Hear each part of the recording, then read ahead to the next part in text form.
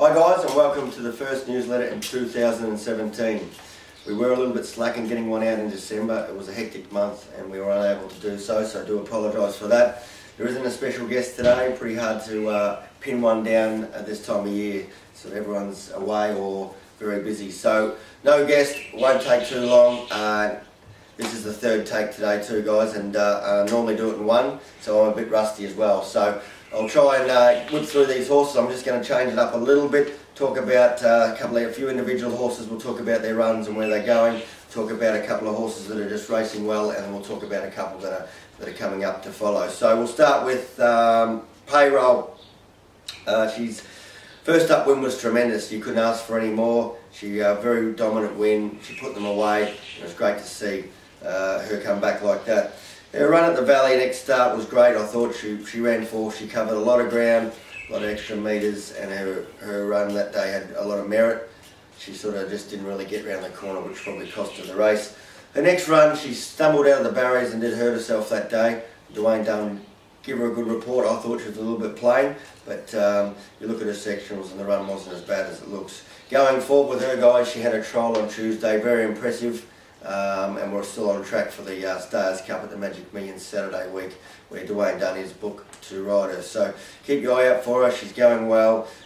She goes up to the 2200, but she's got to get around the Gold Coast track. So there's a lot of ifs, but it is worth a lot of money, and it's worth having a look at. Another horse we'll talk about, Sly Romance. He's becoming a very consistent horse for the stable. He ran at Ballarat Cup Day. It was a bit of a plain run, but he can sort of do that with those sort of muddling run races. He sort of needed to make a mid-race move, and the apprentice that day really didn't use any initiative.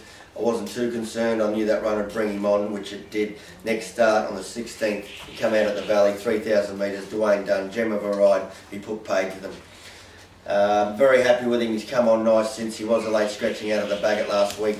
Just wasn't 100% happy with him. He had a trial on Tuesday, he trialled nice. He's on track for the Wellington Cup. He flies out today week. We'll head to Wellington. It's worth $250,000 and it's over 2 mile. It's right up his alley. So he's one to watch out for abroad, guys. He's a nice horse, and he's won 5 from 17. So he's done a great job for the stable and everyone involved in him. Another horse we'll talk about is a really up-and-coming horse, I should say, called Folk Tales. His first start, he ran third at Cranbourne. It was a very good run. The form around that race is very strong behind Snitson. His next start, he went to Werribee, very dominant. Great ride by Stephen Arnold. He just put paid to them. Still done a little bit wrong that day.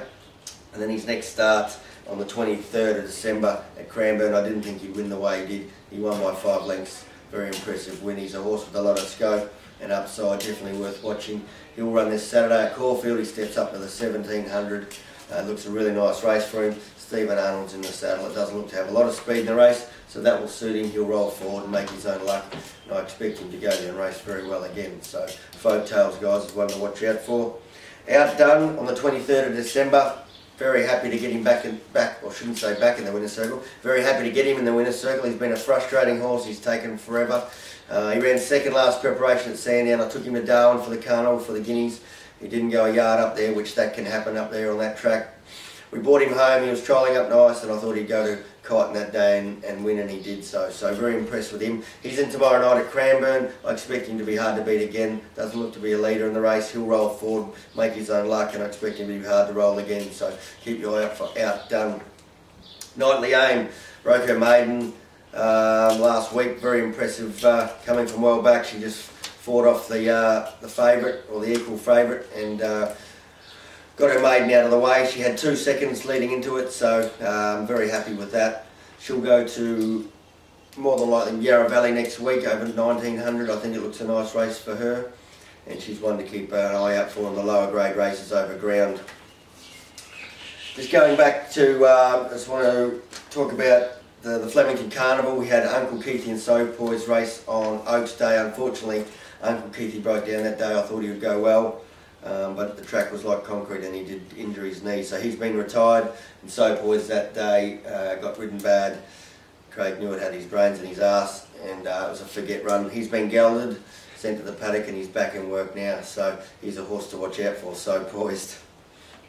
A couple other horses that are racing really well. A horse called Transfixed. He's had a few seconds, he's ready to win. Keep your eye out for him. Another one called She's Extraordinary. She's had a few seconds, she's ready to win. They're all stars that'll be running around in lower grade races. Ashley Marie, she's absolutely tough as nails. Her run yesterday was great.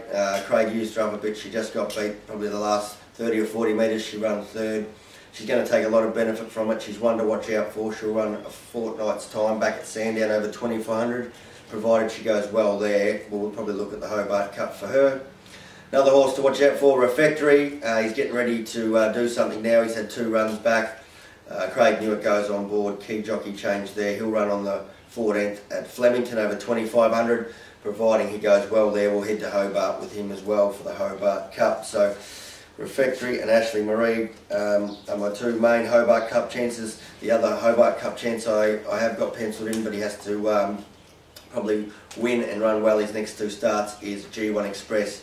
Trialled very nice on Tuesday behind Payroll.